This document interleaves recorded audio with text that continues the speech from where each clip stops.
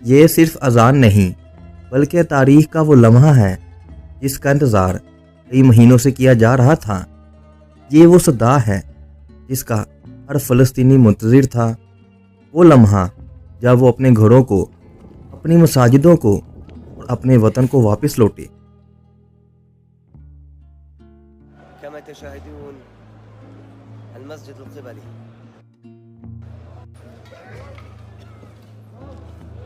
فلسطین یہ وہ سرزمین ہے جہاں انبیاء علیہ السلام کے قدم پڑے، جہاں تاریخ کے بڑے بڑے واقعات رونما ہوئے اور جہاں قبلہ اول یعنی مسجد اقصیٰ ہے۔ لیکن بدقسمتی سے سالوں تک فلسطینی اپنے ہی گھروں سے بے دخل کیے جا رہے ہیں۔ ان کے سجدے ترس گئے، ان کی اذانیں روک دی گئیں اور ان کے روزے بے بسی میں کھلے آسمان کے نیچے افطار کیے گئے۔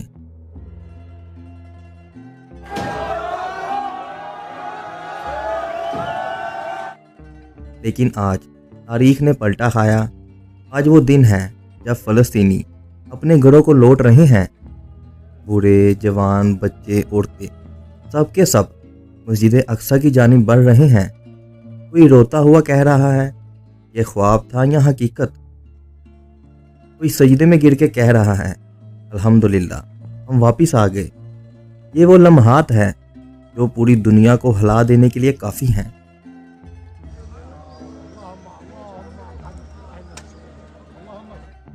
جب کئی دنوں کے بعد مسجد اقصیٰ کے دروازے کھولے گئے، جب فلسطینیوں نے اپنے قدم اس مقدس سرزمین پر رکھے، جب پہلی بار اذان دی گئی، جب صفیں درست کی گئیں اور پہلی تکبیر بلند ہوئی، وہ زمین جس نے سالوں تک مسلمانوں کے سجدوں کو ترسایا تھا، آج اس کی فضائیں اللہ اکبر کی صداؤں سے گونج رہی ہیں۔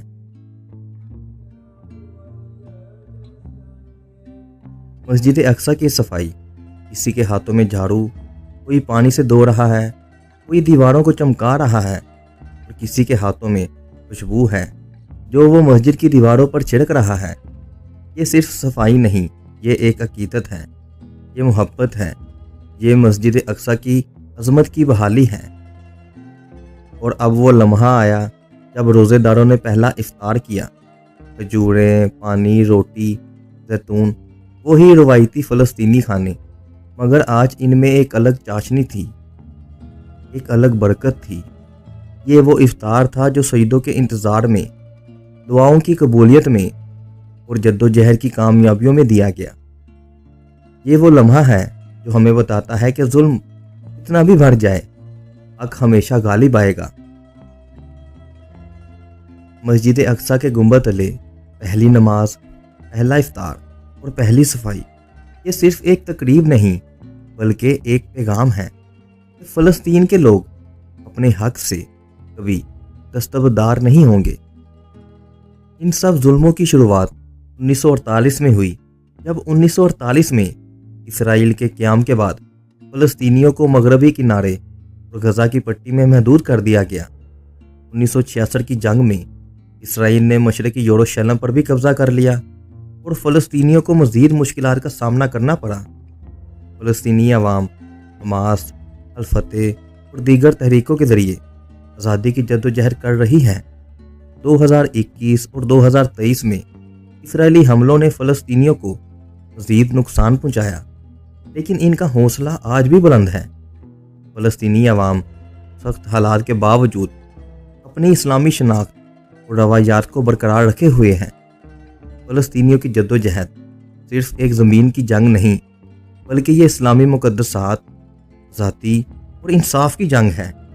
پوری مسلم دنیا فلسطین کے ساتھ کھڑی ہے اور انشاءاللہ ایک دن فلسطین مکمل طور پر آزاد ہوگا۔